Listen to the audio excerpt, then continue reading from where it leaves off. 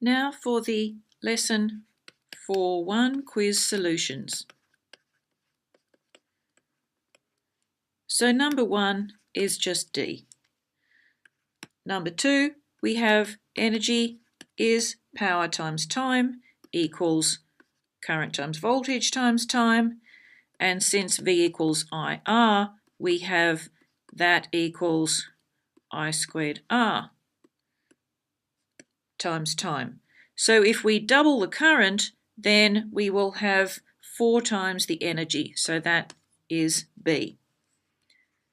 Now number 3, we have energy is 20 by 10 cubed joules, and that means 20 by 10 cubed watts times seconds. So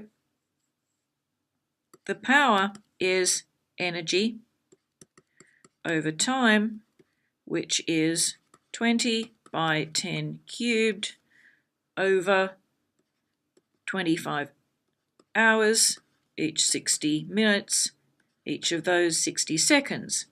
So we end up with 0.22 watts. Then we have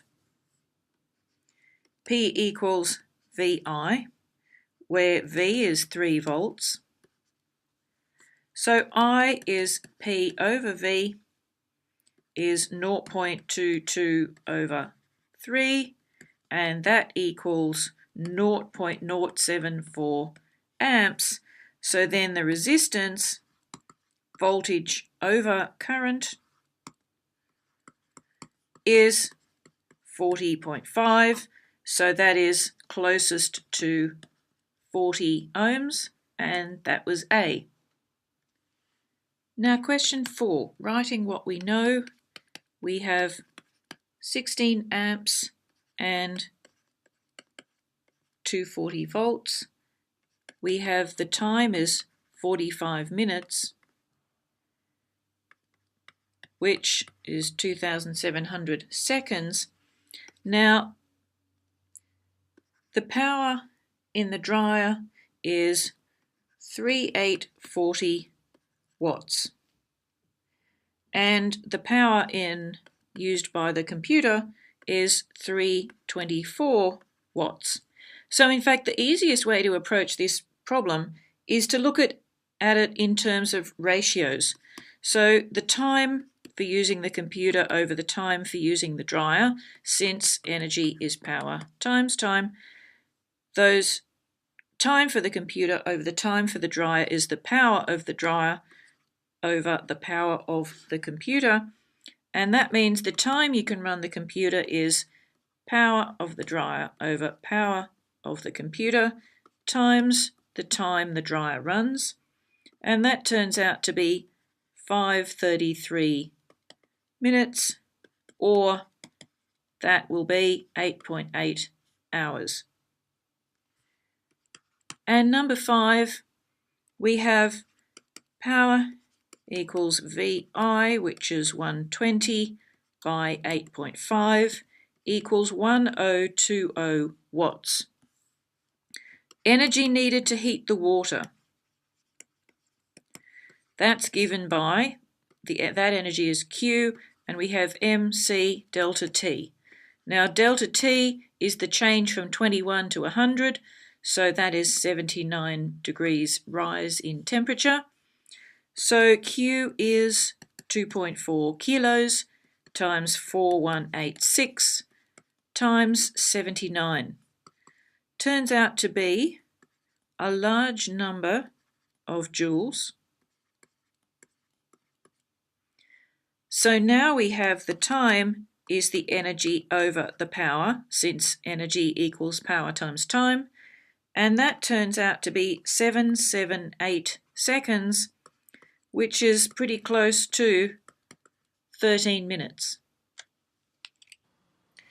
Now, my apologies, but I'd left this one question out of my original solutions, but the total power is simply V squared over R1 plus V squared over R2. Now we know V is the 240 volts. the first resistor was 14 ohms and the second was 19 ohms, and so that ends up with 4,114 plus 3,032, and so we get a total of 7.1 kilowatts. Now for number 7, the first thing we do is find the resistance of the parallel pair. Now the easy way is to notice that they are equal, and so the resistance is half, but the thorough way is to use the equation. So we have 1 over 576 plus 1 over 576, 2 over 576. So that means Rp equals 576 over 2, and however you got it, the resistance turns out to be 288 ohms. So the total resistance is that resistance of the parallel pair plus the one in series. So we have that 288 plus another 576. So we have 864 ohms in total. So the total current, we're just using Ohm's law. We have 120 over 864, and that gives us 0.139 amps. Now that will be the current through resistor 1 because it's got the total current through it. The current through the others, well, we know it has to split equally, so it has to just be the total over 2, and that is 0.069, I think, amps. So then we can work out the power in resistor 1. Since we're just looking at current and resistance, we've got I squared R, and that gives us 0.139 squared times 576, which is 11.1 watts.